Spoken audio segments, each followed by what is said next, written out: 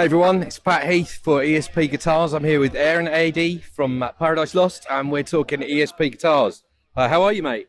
Grand, thank you. Really excited to be doing a show after a year and a half. Yeah, right. Yeah, of course we're all back in the festival environment. So, just to talk ESP really, and what it is you're doing, how you play, and what it is how you approach a live show.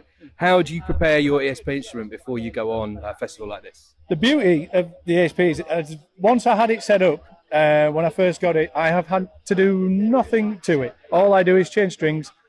New set of elixirs, they last forever.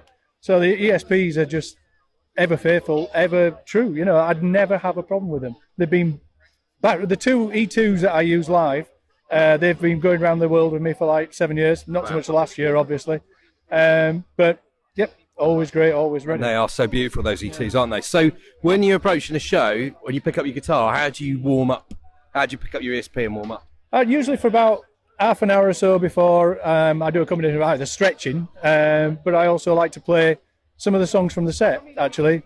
Remind yourself of the tunes. Well, yeah, this is weird because I shouldn't need to after 33 years. But, you know, as much as anything, it's just to get the fingers warmed up. Sometimes I do that basic chromatic, you know, the spider. Yeah, exactly. I like to do that a little bit, usually when I'm talking to somebody else so it doesn't get too monotonous. But that's pretty much it. I run through a couple of songs, maybe a couple of Motorhead songs. I do like playing Motorhead songs, so yeah. Awesome. So what's your live rig, and do you change instruments at any point in the set, or do you just keep it pretty much the same? Yeah, I mean, I like to work with two guitars that are identical, so literally only if I change a string. I play rhythm for Paradise Lost, and there's basically the ESPs can do everything I need to do in the set the way I've got them. I've got like bare knuckle Black Hawks in them. The ceramic one. Yeah, they are so good, black. Yeah, and between that, elixir strings and ESPs, and they go straight into. Well, it depends. If we're doing flying shows, I've got like a Line 6 HD 500X that we fly with because it takes up less space. But a lot of the shows, like today, festival shows, we use Kempers. Right. And I've got a Matrix single U power amp. Okay. They sound great, those. You know, for solid state power amps, they're fantastic. Cool. Are you going into cabs, or are you just straight? I do have cabs as well. I do have a cab.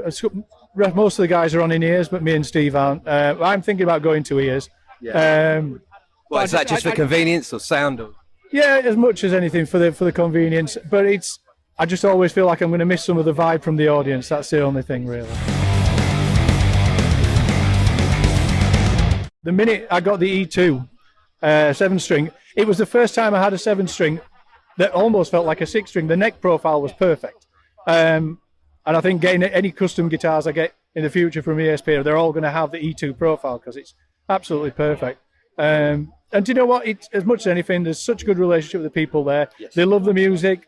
They're keen, and as much as anything, it's reliability, and they just feel great. And I particularly like with the Eclipses, the thinner body, rather than the standard. You know, I mean, in the 90s, I had a Les Paul, and I constantly had a bruise on the inside of my arm.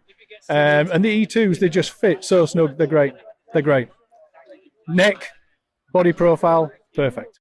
So simple one next. Is the guitar change from live to studio, or is it straight through?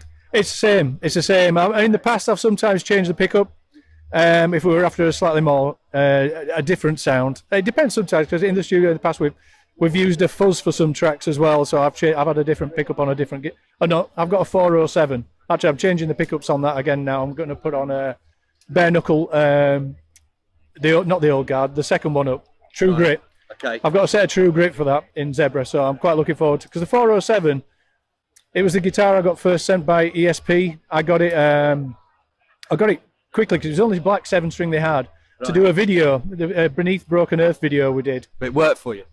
Do you know what? I was thinking, all right, so you've got the the LTD series, thousands like the top number. This is a 407, so it's just going to be like below the medium of the average kind of thing.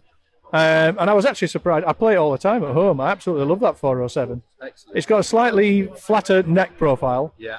I prefer the E2, but I mean, to be honest, that's been a great guitar. I would quite happily tour with it. You know, brilliant. Great guitar. Well, that brings us, I suppose, to tone, and I'm just thinking, is there a tone you strive for in the studio? Could you maybe make some comparisons with players you like that your dream sound? I'm Greg, our lead guitarist. He likes a lot of distortion, a lot of tone and things. But I'm from the old school where Actually, Vivian Campbell, I watched an interview of his recently. He described it the same way.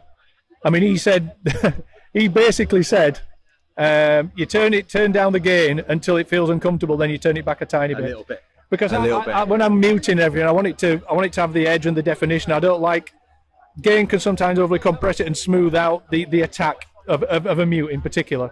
Yeah. And so I generally have it cleaner than people think I would for doing the rhythm sounds. But that's pretty much it, really.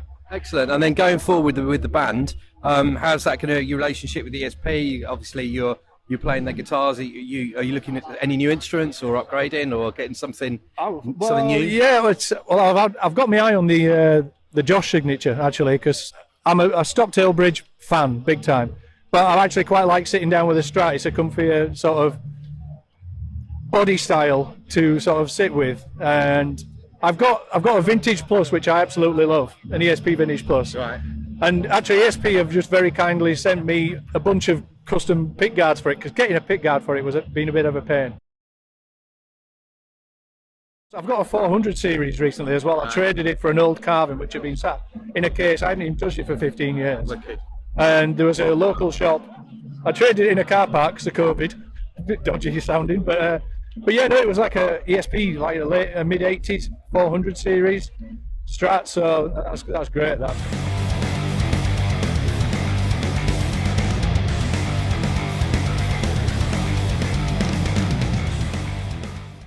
I don't like the switch at the top. Did you do that? That was to fill the hole. We actually found an old switch and put it in there just because I know I'm going to knock it all the time. Right. So I have it down here. That was a tone knob that snapped off, but I never use it anyway. Brilliant. I am actually going to rewire this. And I was actually thinking about putting a Sustainiac in the bridge, in the neck pickup. And you're locking machine heads? Yes, Spursel locking machine heads, yeah. Essential. But to be honest, even the non-locking ones I've got on my 407, same tune, great, I would actually go on stage quite happily with that guitar, Listen, thanks so much. Can't wait to see you set. Thanks for joining us. My pleasure, and thank you very much, ESP, for all your support and work.